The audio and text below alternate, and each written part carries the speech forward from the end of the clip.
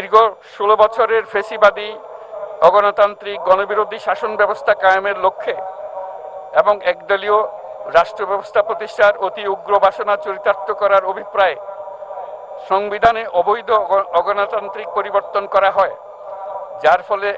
একদলীয় একচ্ছত্র ক্ষমতা ও আধিপত্য প্রতিষ্ঠার পথ সুগম হয়।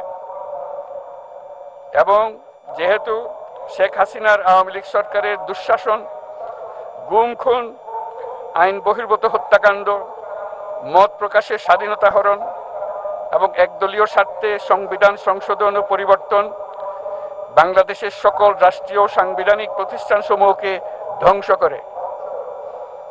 এবং যেহেতু হাসিনা সরকারের আমলে তারই নেতৃত্বে একটি চরম গণবিরোধী একতান্ত্রিক ও মানবাধিকার হরণকারী শক্তি বাংলাদেশকে একটি ফ্যাসিবাদী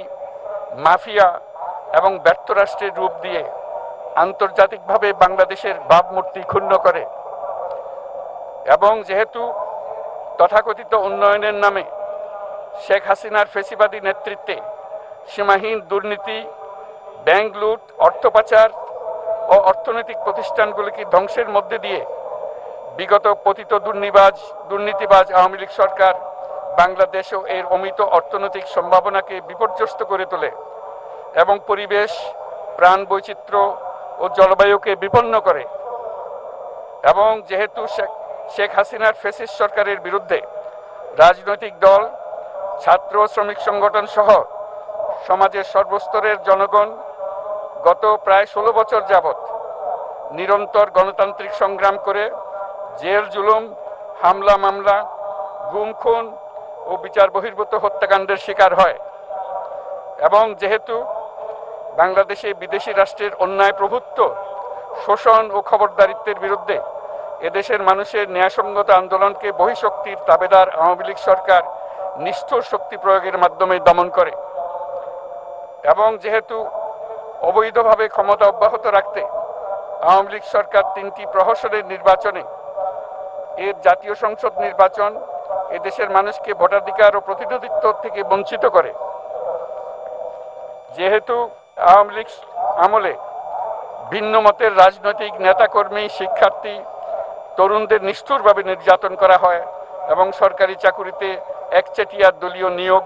এবং কোটাভিত্তিক বৈষম্যের কারণে ছাত্র, চাকুরি প্রার্থী, নাগরিকদের মধ্যে চরম ক্ষোভের জন্ম হয়। এবং যেহেতু বিরোধী রাজনৈতিক দল সংগঠনের উপর চরম নিপীড়নের ফলে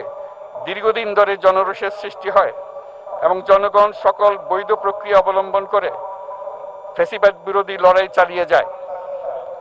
এবং যেহেতু সরকারি চাকরিতে বৈষম্যমূলক কোটা ব্যবস্থা বিলোপ ও দুর্নীতি প্রতিরোধে বৈষম্য বিরোধী ছাত্র আন্দোলন চলাকালে আওয়ামী লীগ সরকার কর্তৃক ব্যাপক দমন পীড়ন, বর্বর অত্যাচার, মানবতা বিরোধী হত্যাকাণ্ড চালানো হয়, যার ফলে সারা দেশে দলমত নির্বিশেষে ছাত্র জনতার উত্তাল গণবিক্ষোভ গণ অভ্যুত্থানের রূপ নেয়। এবং যেহেতু ফ্যাসিস্ট শক্তির বিরুদ্ধে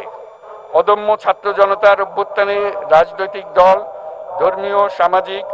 সাংস্কৃতিক, পেশাজীবী, নারী ও শ্রমিক সংগঠনসমূহ সমাজের সকল স্তরের মানুষ যোগদান করে এবং আওয়ামী ফ্যাসিবাদী বাহিনী রাজপথে নারী, শিশু সহ প্রায় 1000 মানুষকে নির্বিচারে হত্যা করে, অগণিত মানুষ পঙ্গুত্ব, অন্ধত্ব বরণ করে। আন্দোলনের চূড়ান্ত পর্যায়ে সামরিক বাহিনীর সদস্যগণ জনগণের গণতান্ত্রিক লড়াইকে সমর্থন প্রদান করে। এবং যেহেতু অবৈধ শেখ হাসিনা সরকার পতন, ফ্যাসিবাদী ব্যবস্থার বিলোপ এবং নতুন রাজনৈতিক বন্দোবস্তের লক্ষ্যে বৈষম্য বিরোধী ছাত্র আন্দোলনের ডাকে জনগণ অসহযোগ আন্দোলন শুরু করে, পরবর্তী সময়ে 5ই আগস্ট ঢাকা অভিমুখে লং মার্চ পরিচালনা করে এবং ফ্যাসিবাদ বিরোধী আন্দোলনরত সকল রাজনৈতিক দল, ছাত্র জনতা তথা সর্বস্তরের সকল শ্রেণীর পেশার আপামর জনসাধারণ তীব্র আন্দোলনের চূড়ান্ত পর্যায়ে গণভবনমুখী জনতার উত্তাল যাত্রার মুখে ফ্যাসিস্ট হাসিনা 5ই আগস্ট 2024 তারিখে পদত্যাগ করে দেশ ছেড়ে পালিয়ে যেতে বাধ্য হয়।